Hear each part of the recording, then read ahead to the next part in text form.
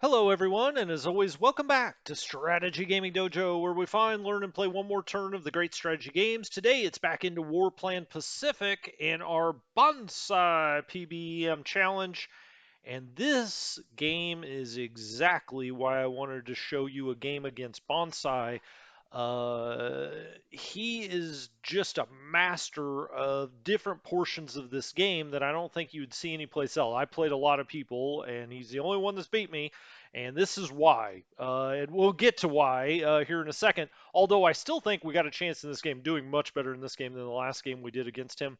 Um, there's action all over the map. There's stuff going on all over the place. It's a lot to try to fit in here, but we're going to try. Let's just go to the turn report, and then we'll go to different sections of the map, go through our usual routine, and talk about what he's done in India that I think you can learn a lot about if you want to play the Japanese. Also, what he's done in Australia, but we'll get to that. Okay, so the turn report. UK moving up their advancement levels here. You see naval air training advancement up to 42. Now that will certainly help when we start getting British carriers. That does not really happen until 1944.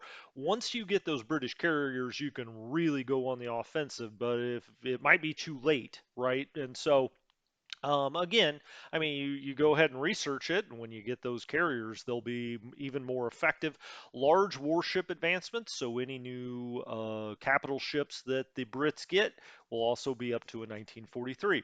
U.S. fighter bombers are up to 1943, and that's excellent because we've been building nothing but fighter bombers for the most part.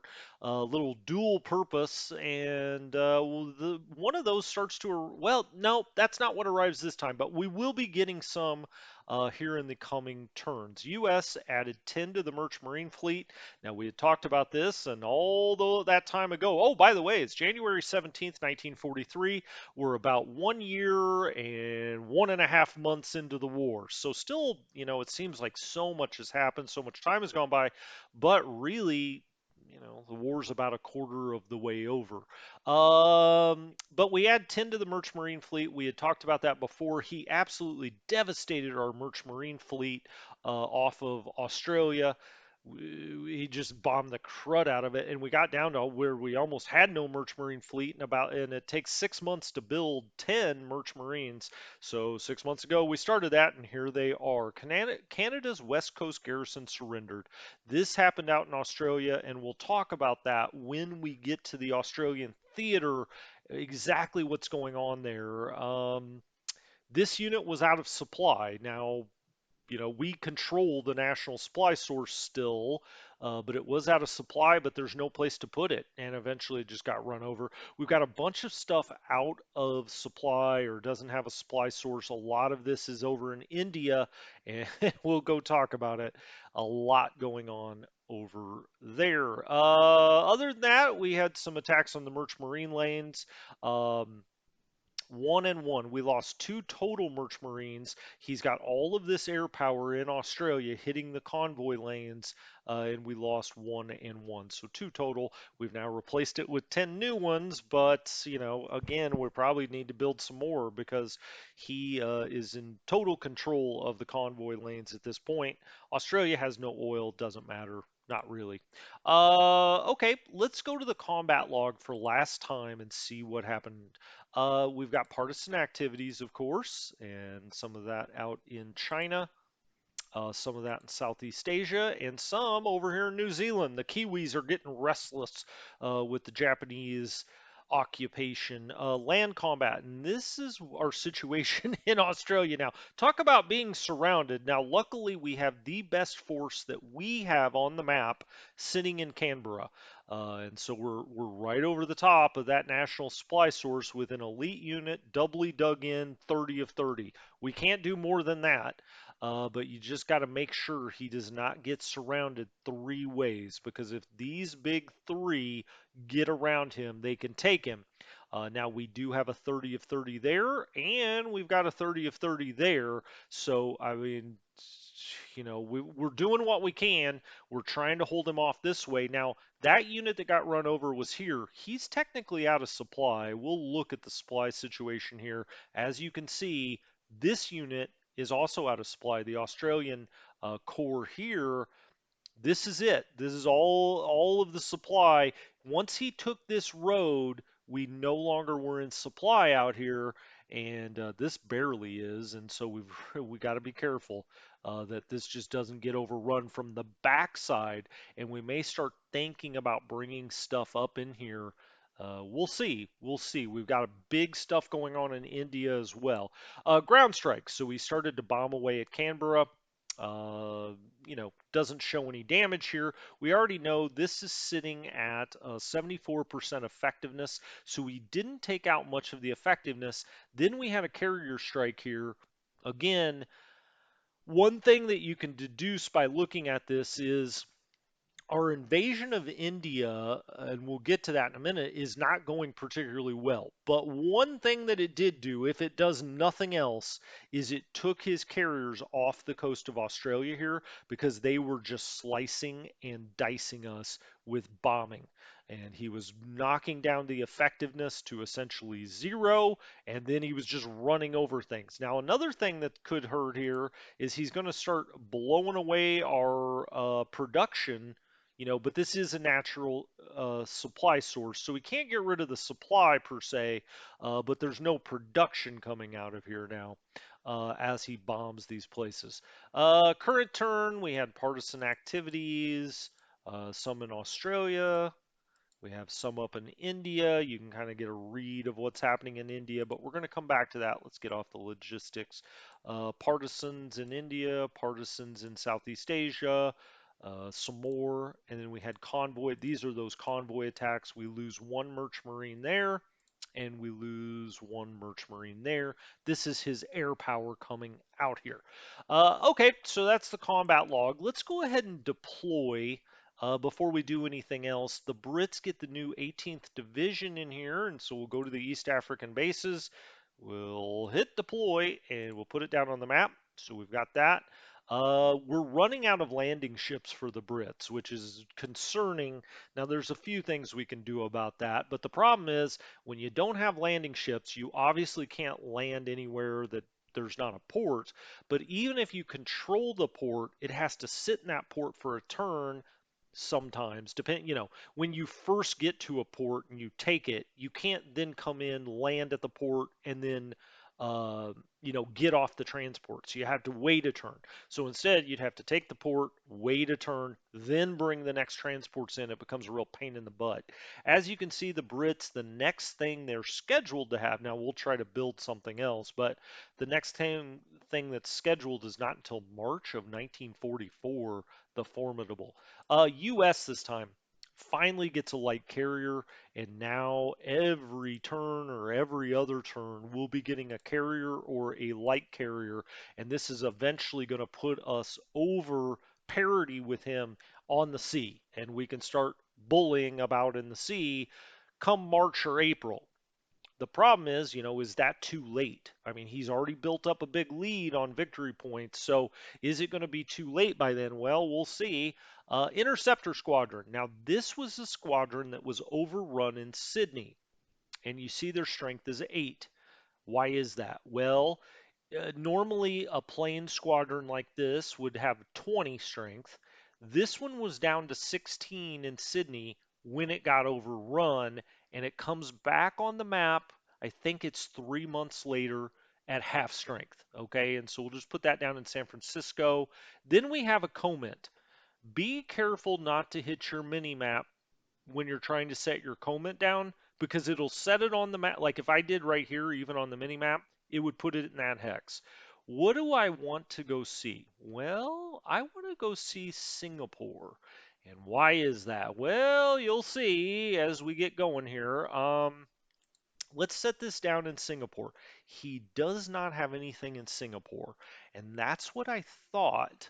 And we're going to try to come around and take Singapore here in the next couple. Now, it's going to take a little while to get over there, but that's where we're headed. Okay, so now we've dropped down for the U.S. Next time they get another submarine. They get the third corps, which is just a small corps, 20 strength. We get a couple of landing ships, which is good. Well, I say couple, 20, which is good. And then you see February 1st, in a couple of turns, we get the Lexington 2. So yet another carrier as we start getting there. We got a lot of troops, a lot of fighter groups.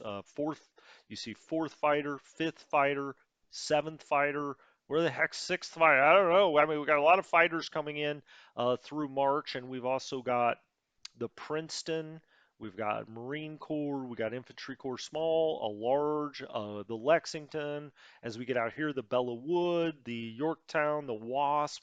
So we are going to get to parity with him on the seas very, very soon. Pretty much here by April 1st. We've actually, if we add the Americans and Brits together, have more naval power than he does right now, but not as much carrier power, which is all that really matters in some respects. Um, Soviet Union, not much to, not much else to talk about here. The Aussies will get in a few turns here that air unit back. It'll only have one strength, and we'll see if we even hold anything in Australia by then. The Canadians have an infantry division, and let's go over here and we'll set that down in Vancouver. And then the colony's got nothing. Okay, so we've looked at the combat log, we've looked at deployment. Let's look at the reports again. We went over the report. But let's look at forces. Now, if we look at forces, you can see the Japanese 1521. Okay. We've got 464 plus 79. So let's just call that, I don't know, 540. Okay. Soviet Union doesn't matter for our purposes. This takes us up to about 850, 950, and a little over 1,000. So if we add all the allies up, we're at a little over 1,000. He's at 1521. Not good enough, but we got a lot of U.S. units coming out, and we'll continue to chip into that. If you look at the air, this is where we're really getting hurt. And we just got some new air, right? And we're going to get several fighter groups in the next few turns that'll get us a little closer, but he's just chewing us up in the air. Now, we've got the Flying Tigers in China, so it's like 76 to 166. That's not close enough. But if you look at naval, the U.S. is now almost on parity with the Japanese, 124 to 119. Now, again, we don't have as many carriers as he does. We now have 9 total carriers. He's got at least 12, I think. Now, several of those are light carriers. So as we add more of these full strength carriers, we finally will be over the top when it comes to the battle in the Pacific on the water. Merchant Marines, hey, we're back up to 20. How exciting. Casualties. As you can see here, he's really beaten away at the U.S. He's only taken 291, kind of at parity with what the Chinese have taken. The U.S. now up to 210 though. Not good. Not good. The U.S. has taken kind of, if you added all this up, about the same amount as the Japanese, a little bit less, but we have gotten some into him in the air a little bit. We need to get more into him in the naval losses. Sunk ships, we sit around here still with just the Prince of Wales, which gives us a fighting shot. As a matter of, like I said, I still think we're in okay shape here. Now, I can't sit here and predict victory by any stretch of the imagination, especially for the British when it comes to victory points. But the U.S. Will this year, here by April or so, be in charge, and then it's a matter of how well we play on the offense. Okay, war panel. Well, let's build another comment for the British, and because we had 40 comment points, and the Americans also have 40, so let's build another one of those for the Americans. That's all we really need to do here. If you look at the victory points, the Americans about to cross 100, but we got a long ways to go. 565 for a minor, 575. I don't know. I don't really know how he came up with these. I mean, that's awfully close, right?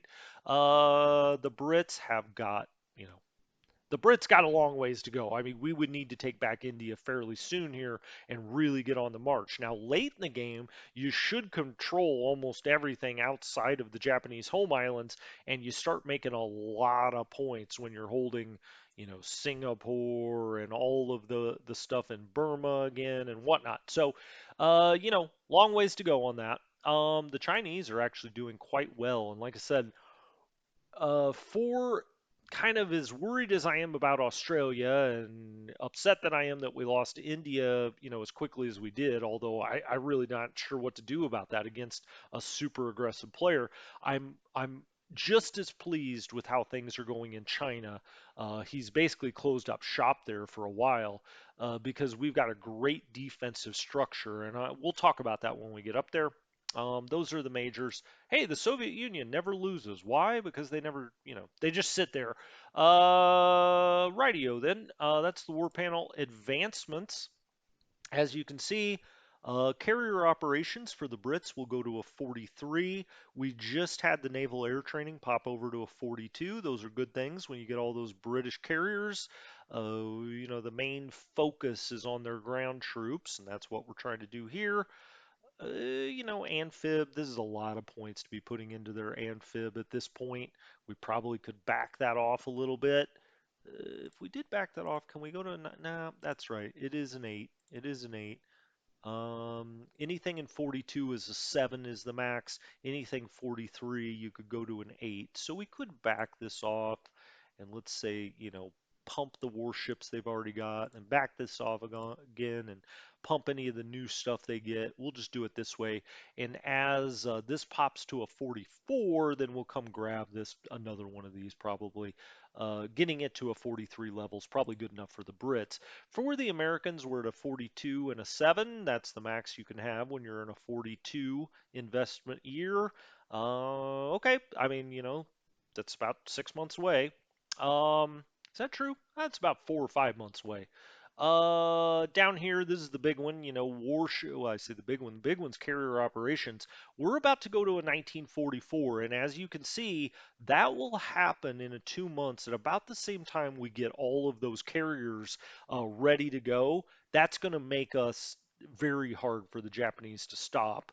Once we're to 1944 level for carriers, and we've got as many as he does, if not more, we can really start, flying around the map and doing more offensive stuff. And again, we're only 1 year and a couple of months, let's call it, into the war. We're about a quarter of the way in if you play all the way to August, September of 45. So we got a long, long ways to go here. Okay, that's advancements. Convoys, the U.S. sending oil to the U.K. is the only thing we really need to worry about. Let's hit control. So we go up 5 and we'll do 20 oil to the UK. We're going to try to build that up because right now we can't really use all of their battleships and stuff like that.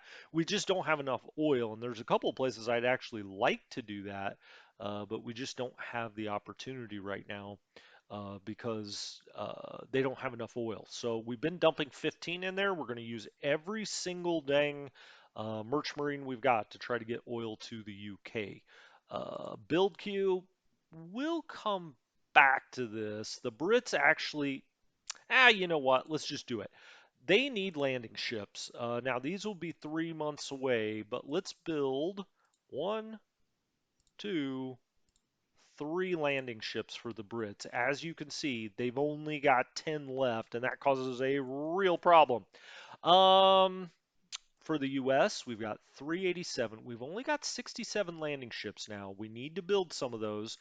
Transports, we've got 120. That's been working out pretty well. I don't really think you need more than that. I think early on I said I'd like to have 150, but I think 120 is fine. I think that's fine.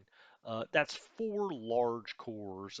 You're very seldom in one turn going to be doing anything over 4 large cores. We're now up to 20 merch marines. It says only 15 in use now. That'll bump to 20 after this turn. Our escorts, we've still got 11, only 10 in use. I think that's about it there. The Soviet Union, I mean, we could build something, sure, why not? Infantry army, assault army. What does that cost us? 252. Okay, sure. Let's go back to the US for a second. Let's actually build. Let's do this. Let's do an infantry corps large. We can easily do that. Okay, we'll purchase that. Infantry Corps small is 156. We couldn't quite do that. Why don't we do this instead? Let's build, so we're at 153. Let's go to landing ships. Let's build one. Let's build two. We're always going to need more of these for the US. I mean, we could keep on going really there. We could build some more Merch Marines. Why don't we do that? We've got 103 left. Let's purchase some more Merch Marines. So we get some army this time, a large core. We get a lot of support. All right. The Soviet Union, we just did that. China, Australia, Canada can almost build another division. Yeah, it's got enough logistics. And the commies now have enough, I think. Yeah, 198, 40, so they can do an assault division. Oh, they don't have the logistics to build it that big. Oh, it costs 30. I got all excited. Dang it. We need 40 for that. We could build another headquarters. I think that's the only thing we can do. We could also build supply trucks. Yeah, that doesn't take any logistics. Let's do that for the commies. Let's build a supply truck, and then let's go back to the army. Let's build another headquarters. Now, Mao Zedong may have this guy killed, uh, but we're gonna do it. And let's do another supply truck and another supply truck. I mean, that's really what you need as the communist. You just need people and you need supply. So let's build those. In 3 months, they'll come along and we can supply some stuff. All right. So we put stuff down on the map. We've done our convoys. We did our builds. Let's just jump back through here one more time. One stockpile, three stock. Wow, we really blew it out here. 150. You know what? Let's just build some Marines for the Soviets. Why not? Surely they'll need Marines at some point. China 8, Australia 4, Canada 70, and they need 84. They're getting 14. They'll get enough to get another division, and we do have enough logistics for that. The reason I built the for the communists the headquarters is why not? I mean, it's a defensive force. It can stand in the way of things. And even though it's a 10 of 10, it's basically like building a division. Now the communists can only build 30 strength actual infantry, but we may as well build that headquarters. That works. Okay, so that's the build queue. Let's run around and look at our warnings. Unit has low supply. This is a really interesting situation. And I'll say part of the reason that Bonsai is so good at this is because, and this happened in our first game, is when you try to make landings, he's very good. He stays on the rails and he rails things over here just to block you because you're most vulnerable, just like in real warfare, when you first land, right? And so these guys do not have a supply source. They need to get into Bombay as soon as they can. Well, the problem is, of course, that he wheeled this stuff up, so we can't get around it. One of the real keys of this game is surrounding things by more than two directions. So, if we had stuff here and here, it would be very hard to take Bombay. But if we have it in all three of these hexes, or ideally all four of these hexes, you'll very quickly eject this out of here. So it's a constant kind of chess match of trying to get around things from at least three directions. Ideally four, really, or five. I mean, shit, five is perfect, but it needs to be more than two. And he's very good about getting up here or doing this, setting off the shoulder here so that if you do land over here, you've got to try to scoot around. Well, then he'll bring something else here. You're only on two sides and you can't get him out of there, and eventually you starve out. Now, there are ways that we can counteract that, and we're going to. As you can see, though, we've got a lot of ships that right now are on zero supply, including our carriers that are going to have to get out of here. But we'll come back to this in a bit. This is the unit that overran his air unit here. That was fine by me. I will trade off 10 infantry if this starves out for 10 air. And that's essentially what we did. We knocked out his air unit there and just overran it. Low supply. Okay, we've got no supply source for that unit. We already looked at that. Um, no oil for the Australians, but we already knew that as well. No supply source for this unit up here, and it's already down to one, but we're going to resupply it from the beachhead. We've also got this unit, the Elite Brits, 20 of 20 out here. They've got 2 days of supply left, but well, we'll get back to that. This unit also low on, no supply source, low on supply. We've got a lot of that over here in India. You see a lot of partisans out in Australia this time and also in China. Okay. All right, I'm going to come right back. I'm going to look at this really fast, see where we want to start, and then I'm going to come right back. You probably won't even notice. All right, well, let's get started here in Australia. And, as you see, I mean, we are compacted down here. We're over the national supply source. We need to put more pressure on him. And I do have a full large core here. I would eventually like to land out here at by Newcastle and try to take Newcastle. I think that would put a lot of pressure on him. If we look here at Sydney, he's got 5 ships, but no carriers, no battleships. That's an opening for us and something that we need to think about here if we want to do something about that. Now, the problem is, I would land here directly and try to take Newcastle, but the other transport out here is actually third fighter group. It's planes, it's not troops.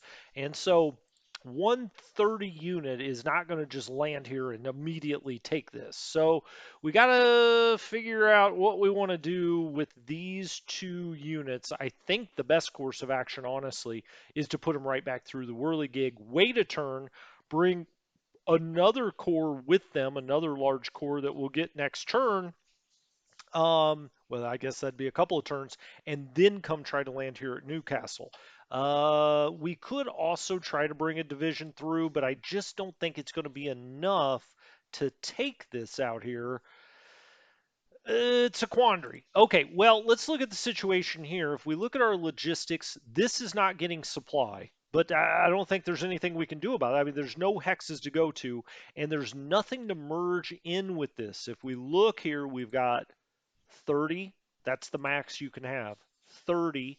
We have a 20 here, but this is also a 20. We can't make a 40, and even then we would be giving up entrenchment levels. So I think this unit is basically done for. I don't know what else to do with it.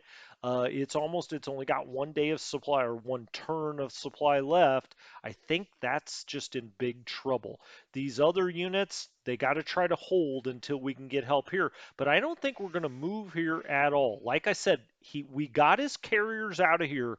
That was super important because his carriers were just like us, just chewing us up out here with their air power. Now he still has a lot of air power around, but hopefully we'll start scattering some of that as we start to attack other places. So right now I'm going to leave these 2 units here until we decide what exactly we want to do with them. My inclination is to take them back through to the west coast for a turn or two. We'll see, but there's nothing else to even move here. We're not going to attack because if we attack, and we really learned that at Sydney, if you attack out of these defensive positions, all you do is drive down your effectiveness. Now, we could probably move something eventually, but we'd be giving up our effectiveness here, and I don't want to do that.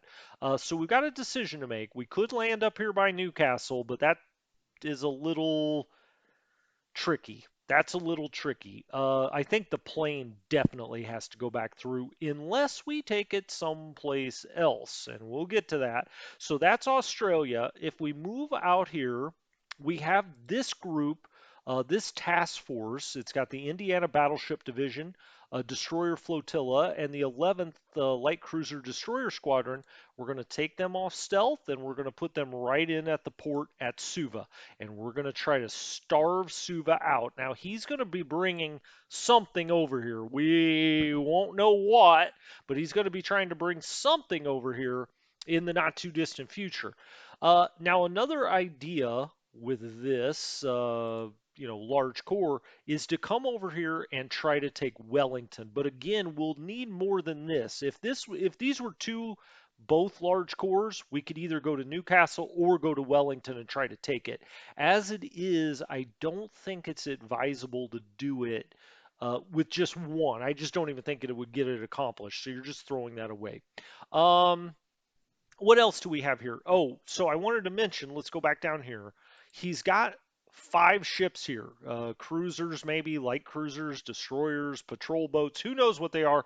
They're not cruisers or they're not carriers and battleships, though. We know that. He also only has a small formation at Sydney, which leads me to believe if we could bring a big force here and blow him out of Newcastle very quickly, more than one big force, a few of them, blow him out of Newcastle, we could even push on Sydney. We blow him out of Sydney, and he's in big, big, big trouble. But we're going to have to get over here fast to do that.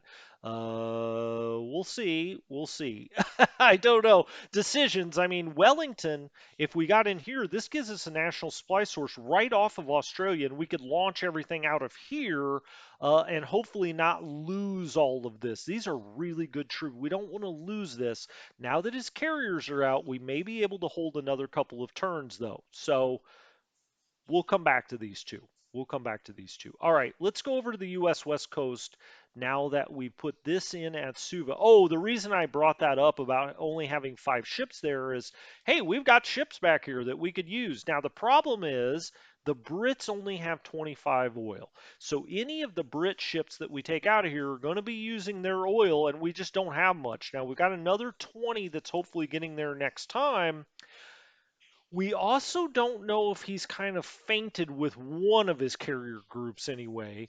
We'll see. I bet that he's bringing both, but we just, I mean, we don't know. So we could, chance it, take the Essex out here. Now we just got this brand new light carrier. We're going to take that to Pearl Harbor. All right, there we go. Um, we're going to leave the plane here, but we're going to leave this, we're going to have this try to rebuild as quickly as possible. So we're already on a 1942 level for interceptors. We're going to have this try to build to a 42 and also build up the strength by putting it on priority. Now let's look through here and see what we've got. We've got one submarine. I do know that, let's just pick the submarines. Let's just pick submarines. Let's put the swordfish also back in San Francisco. And that's because our other submarines are going to be coming out of the whirligig twice through out of India over here, and we'll just put it right with it, maybe send it right back through. We'll see. Okay, so that's out of there. And then now we've got three carriers, one that can't move. The Independence already moved. We've got the Hermes, the Essex, we've got the Valley. These are UK ships. We've got two US battleships. We've got a UK cruiser and a UK light cruiser, and we've got the Australian Canberra. This is stuck here. The Australians have no oil. We could try to put all of this through. Oil use would be 12. Now, some of that is US oil use, but we could try this. I just don't want the Brits to get low on oil is the problem. Now we've got 20 going through to them. We're getting oil through there, but our merchant marines have just keep getting whittled down. So if 20 went through, we're actually using how many Brit ships? So it's showing us our oil use is 12. The main ship we would be sending out here, actually, we could have it be the Essex as the flagship. Leave the Hermes behind. That's the Hermes, not the Hermes. As I learned on the War in the Pacific stream, the Grigsby War in the Pacific. Do not pronounce this like the French name. It is British. Hermes. Boy, we could go through and try to wreck that bit he's got at Sydney. He's got a lot of planes out there, though. I think I didn't want to do that. I think we're just going to forget that for this turn anyway. We'll see. We got a lot of other stuff to do this turn. All right, so this all looks fine. West coast of the U.S. We moved the battleship out by Suva. We've looked at Australia, but we still have those 2 units behind. We've retaken Darwin. Hey, how exciting! It doesn't do anything for you, but it's exciting nonetheless. Now then, let's go up to China very quickly. And up in China, we are in great shape. This is exactly what you want. You want a flying wedge. And what do I mean by that? Well, this game is a lot, like chess or something like that, Tetris, where what you're trying to do is maximize the number of sides you're around him and minimize the number of sides he's around you. In this game, with these counters, when you have fairly strong units like these, you really need, for him anyway, to attack it from at least 3 sides. Let's say greater than 2. It could be 3, 4, or 5 sides, 6 sides, I guess, maximum all around it. But only attacking from 2 sides generally isn't going to do it. He needs it to be 3 sides. And you may say, well, he is 3 sides there. Yes, he is, because it's the tip of the spear. So you're always going to have one counter that's, at 3 or 4 if he moved up here, that is going to be surrounded that way. But for that one unit that's surrounded, this is how you want it. Why is that? He's got to attack across the river here, across the river there, and across the river here. And you may say, well, couldn't he squeeze here? That's not how the game works. If that river is in this hex connecting to that one, it's across the river.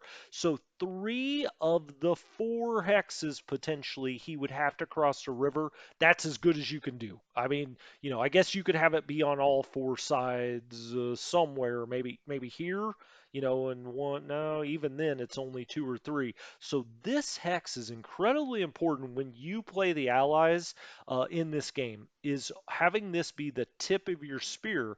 And if you look out here, he can only attack this unit from 2 directions.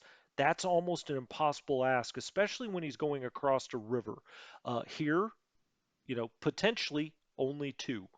If he got into this hex, it could be 3, but as long as the wedge is intact, you've got, he could only now, right now, only one direction, but if he got into this hex 2, same with this, only 2 directions. Then out on the end, on the other tip, but here we've got mountains, we've got very bad logistics for him, we've got another line in front of him. This is just, I wouldn't put these down any differently if you just, threw all the counters back in the bag and said I could set them down out here. This is exactly how I'd want this defensiveness. He can only be attacked from 2 directions. Two, two, two. Now he could be 3, but we've got terrible logistics for the Japanese to try to get out here. He's the edge. This is a great spot to have this edge. This is just perfect. Now he's got strong units that he could maybe try to wear us down eventually. Probably right here, actually, because he doesn't have to cross a river. Because back over here, I mean, he's got to cross rivers. He can only attack from 2 directions, and I think that's why he eventually just sat down and garrisoned. This all looks perfect. Even out here, we could fold the wings back here and make kind of a modified wedge. You see 0, 0, 3, 3. He's not going to do anything offensively out here with those numbers. And so we're just going to sit. This is great in China. This is, as good as I could have hoped for in China. Now let's go someplace that isn't, and that's India. We landed in India, and we've got a cruiser squadron, we've got a destroyer squadron, we've got a bunch of battleships that are completely out of supply, we've got other battleships that are completely out of supply, we've got carriers that are out of supply, we've got a big problem here, and this is why I wanted to play Bonsai on the challenge. Because it's not about my ego. If we get beat here, okay, well, we've lost a second game, out of all the ones we played. And so it's not a big deal. I want you to learn how to play the Japanese, and this is just brilliant stuff. What did he do here? Well, we landed. He's got a bunch of units all up in here, all over in here, that are on the rails. And the minute we land and he determines, where we're coming in, he rails them over and gets them on the shoulder of the unit he wants to protect. It goes back to what I was just talking about up here in China, and that is you don't ever want something, an important counter that or an important place with a counter on it, to be surrounded by three sides, more than two. You don't ever want it to get around on three. And so what did he do? He railed over here and he got a unit here. All right. So that knocks down one. You can only get around Bombay in four directions because we've got the ocean over here. You can't attack off the beach. All right. So we can only go to four. He filled three of these, right? He just filled three up immediately. And now we've only got one spot to attack down into. But there's things we can do here. And he knows it's a battle against time, right? Because these guys are already getting low on supply. He's only got one turn's worth. He's only got one turn's worth. This has only got two turns worth. And so now all of a sudden, we have a huge supply problem. But there's things we can do, and this is another kind of learning experience. It took me a while to figure out exactly how these kind of invasions should work or what you can do to counteract this, which is a super power play by him to get up in here, right? But first of all, before we do that, we're going to look at these transports out here. Now, we've got a problem with the Brits in that we've only got, if we look up here, we've only got 10 landing ships left with the Brits. And so we got to find the four. Yeah, this one's 10 of 10, and you see 10 landing ships. Well, dang diggity, yeah, that's not good because we got to get this other stuff on, but we're going to do something else with that, and I'll show you here in a second what we're going to do and how that should work. Uh, Trying to think which way to go here first. All right, so I think first of all, what we're going to do is try to land this, not that one, this British force up here and take Chumpon. Now, why would I do that? Well, eventually we're going to try to take Singapore with some of this other stuff. And so if I get up here and take Chumpon, he can't rail other things over here. We cut off the neck of Malaysia. Now, why is Malaysia so important? Well, it sticks out in here. You can cut off a lot of his oil supply if you can get into Singapore. Now, I'm actually surprised he doesn't have Singapore covered. I have a feeling if we land up here, he may very quickly do that. But right now, he does not have Singapore covered. It's interesting. Now, I was thinking about just leaving this out here for a turn, and then we'll go after Chumpon next turn. These British units cannot land anywhere where we don't control a port, and even if we take Singapore, they can't land and disembark that turn. They would have to wait till the next turn. So we need to keep that in mind. So actually what I'm going to do is I'm going to keep this on stealth mode, this 10 of 10 US division, and we're going to bring it all the way around here. Let's make sure we got to be within 24. So 1, 2, 3, 4, 5, 6, 7, 8, 9, 10, 11, 12, 13, 14, 15, 16, 17, 18, 19, 20, 21, 22 along here. They'd be in the rain. I feel like that, I have no idea if that really makes a huge difference. But I think what I'm going to do is put this unit right there. It's in stealth mode. Okay. We're going to put that and have it hide. And we're going to go after Singapore next time. We're going to leave the 10, gosh darn it, I keep getting that mixed up. We're going to leave this here. We're not going to go for Chumpon this time. I thought maybe I would, but I'm not going to because I don't want to alert him to where we're going. UK 10th Corps, okay. We're going to put this on stealth mode. This one we're going to leave back a little bit, at least this turn, because he's also going to have his uh, carriers probably coming up this way. I don't know. They may have gone through the whirligig. We're just not really sure. But for this turn anyway, I'm going to put the Brits because we're going to have to, it'll be a turn after we take that before we can move the Brits. So let's put the Brits there. Um, that's the 10. Quit doing that. Okay, this is also on stealth. We'll just put the Brits out here like this. All right. Once it, I say once, as if we're definitely going to do it. If we take Singapore, then we'll move them up here next turn, and then the turn after that, we can land and disembark in Singapore, or we could bring them around over here by Chumphan. We'll see. We just don't have any landing ships with the Brits right now. So, we've only got 10 left and we got to be strategic with it. All right, so that's moved up there. U.S. Air. Now that brings us to this fighter group. Let's put that on stealth mode and let's come up here and let's see what we can do here. Now, I definitely want this to hide. Let's hide it in the rain. How close are we to his air? I don't want to be that close to his air. We can't quite get to Darwin. I could also come. That's way too far. Let's hide him right.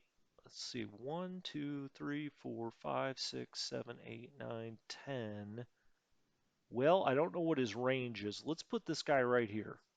Okay, he's in stealth mode. If we take Singapore, we'll immediately get air support in there, at least one turn after. So this guy, he's going straight for Singapore. We've got this guy that next turn, if he can go take Singapore, he'll land in Chumphan. And all of a sudden, we've got good things going on.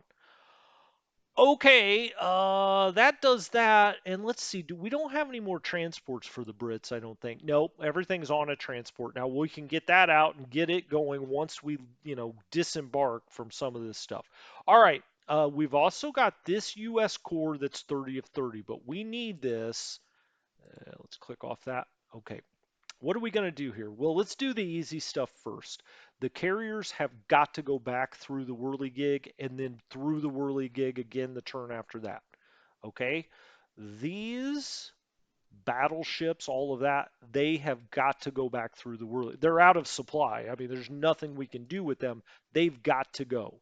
So then we'll also put this group, same idea. Nobody's got any supply. They're going back through to Australia. Now that's going to really weaken them. It might take a turn or two before they build back up. Okay, so this is what we're left with. This is the situation. Um, the first thing we need to do is try to get into this hex by hook or by crook. This has got 2 supply left. What I'm going to do is I'm going to unselect all groups and I'll just select the one group, the skipjack. All right. And I'm going to move the skipjack right here. Okay, now we're going to do beachhead supply. So he's going to get back up to 3 days. That gives him quite a bit more. And it's actually even going to supply the Marines, although that wasn't the first priority. It's going to do it anyway. So supply the beachhead, and we've supplied both of them. You see them now go to green. Okay, now he's stuck there.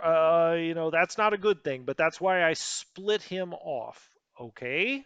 Now then, let's attack right here. It's 4-1. And let's attack. All right, we did scoot him back, and that we really needed that to happen. And now, since he could be attacked both ways, we're actually going to take him there. Okay. Now this unit I'm actually going to put right here. Does that make sense? Well, let's do this first. These guys we're going to use Euler resupply. And so we've had these, we built them a long time ago. Now they're finally going to come in useful. We're going to do an Euler resupply on here. And now he's back up to 3 days supply. Awesome. And then we're going to do an Euler resupply for this guy. Okay, great. Now then, I'm going to move him there to block this Marine unit. But before we do that, let's actually do that really quickly. Let's move him up there. And now we can't do supply beachhead yet, but he's 20 of 20. Now his effectiveness isn't good, but hopefully he can hold for a turn because now We're going to move the transport up here. Actually, we're going to move this back. Let's move him. I wish he could do a resupply right now, but you can't supply him and then supply that. It doesn't quite work that way. For good reason. Okay, he's got air up here. He's trying to interdict us, but I'm trying to get this air to go first anyway. Now I'm going to put this guy here. Is that true? No. What I'm going to do is I'm going to take this off. I'm going to take the pike. That's not true either. Okay, like I said, it's like Tetris. What I'm going to do is bring this transport up here, and then we're going to unload. He unloads right there, but he can go to that hex right there. And now we've got two really strong units here. Hell, we could go ahead and start trying to attack right now, but we're not going to do that. Now then, okay, let's take this off. Let's take the pike, and let's put the pike right there. He should be able to supply there, but we're going to find out. Let's put him there. Yes, and now he can supply this guy, and now he's in supply. Excellent. Now we're going to break another submarine off, the Grayling, and we're going to put the Grayling right there. And we're going to beachhead supply this guy. And now everybody's in supply. We've got two really strong units that can attack Bombay next time. This guy, I think what we'll do, I don't really want to move him. Let's not move him yet because we could try to resupply him again next turn. All right, so we're going to put that there. Now we've got these submarines out here.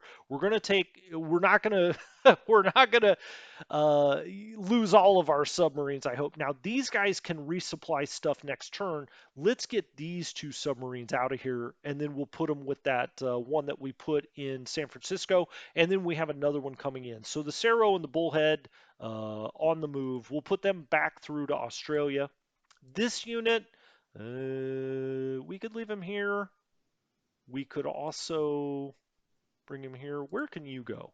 He could start, he could scoot around here, and then we could try to attack this next turn. But I really think the play is to hit right here, try to resupply first, whether we have to move the submarines out or not. Now his carriers are on the way, but that's a lot of targets to try to hit, right? I mean, we've got a lot of moving pieces over here. Let's move him. I don't think he can get over here. I don't think he's going to be able to make it. He's going to run out of supply. We could bring something around here next time and resupply him, certainly. Let's put him behind that river. We'll just put him right there for now. Now, he's probably going to bring this force up here, but really, the whole ball game is right there. Now, I wish we could bombard. I wish we could bring in carriers, but, either we're going to take this or we're not. This, after landing, is one-on-one with him. Once we can add in this elite British, its effectiveness is only 46. His is 94 right now. They will go down a little bit, but once we can bring that in, we should get 3-2 or 2-1, and we'll try to knock him out of here. We've also got this. Again, this could scoot around, and then we could bring the Marines, and then he could scoot around one more, but I'm afraid they'll get out of supply. So I'm kind of leaving them here, just like I'm leaving this here. These guys may have to switch places at some point, but we're just going to bombard away. Now, his carriers are on the move, so we'll see them soon enough. All right, so that's India. That's how you do beachhead supply. Pretty interesting, right? How that all kind of worked out. We've got these guys resupplied so that they can do beachhead supply next time. Maybe we could then get the subs out. We'll see. But everybody's okay there. We could even bring, this around next time, or bring what, maybe the sub around next time. Now you have to have one movement point left to do the beachhead supply. We'll see though. This is going to be very, very interesting. What's he got here? A mixed brigade. Okay, he may try to combine something out here. I'm actually surprised he didn't put that in here. If we get out here, we cut his rail.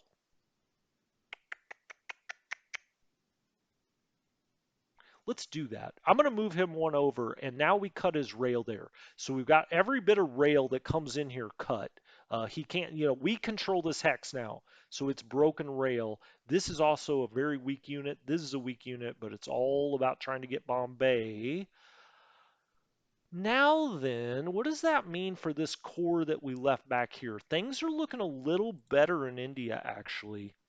I'm going to put him through. Let's put him through to India. I wanted to help here, but I think that next corps that comes off and some of the infantry that's over there will have more landing craft. We'll go two through, and maybe then we'll come over here to Newcastle, Sydney, or maybe we'll lose this and we'll have to come back and try to get it. I don't know. But anyway, this has been Strategy Gaming Dojo. Hopefully you enjoyed this. Bonsai is doing an excellent job. If we look back up here in this Indian situation, most intermediate players even would lose Bombay because he wouldn't get him up here on the shoulder, wouldn't get other support units. Now, he didn't have enough to bring here, and we were able to get into this hex, which really hurt him. We'll see if it ends up making a difference, but it hurt him. Um, and so, you know, he does a great job of getting over on the shoulder. And just always remember in this game, don't let something get more than two directions around you. And in this case, we're only two. Will it be enough? Well, that's a question. We'll see. But that's the main thing. Don't let it get more than two, because if we were in, let's say, this hex or this hex, and we were three, even though we were going across the river, we would blow this out of here. But as is, it's going to be a hell of a battle, and we'll see. We got things over here to resupply, but his carriers are on the way. It's going to be a fun one. I think China looks good. Australia, we're holding on for dear life. We may go after New Zealand again soon. And then don't forget, hopefully next time he leaves Singapore unguarded. What I'm hoping is his attention is focused all the way over here and he doesn't think, I bet she's going to try to sneak into Singapore. Well, we'll find out if that works. We got a lot of things that come up there, and if we could land in Singapore, all of a sudden we can start pushing up Malaysia. There's a lot of um, ports here, and so you can't get interdicted or blockaded nearly as easily. We can start going after some of this stuff. We could also bring stuff from the U.S. West Coast, bypass the Philippines, and get right over into these areas. Then it is really game on because you can completely destroy his ability to get oil back to the home islands from over here. You can certainly also do that from Singapore. That's why I'm bringing the planes up here immediately. Anyway, this has been Strategy Gaming Dojo. I'm having a good time. I hope you are too. I'll talk to you next time.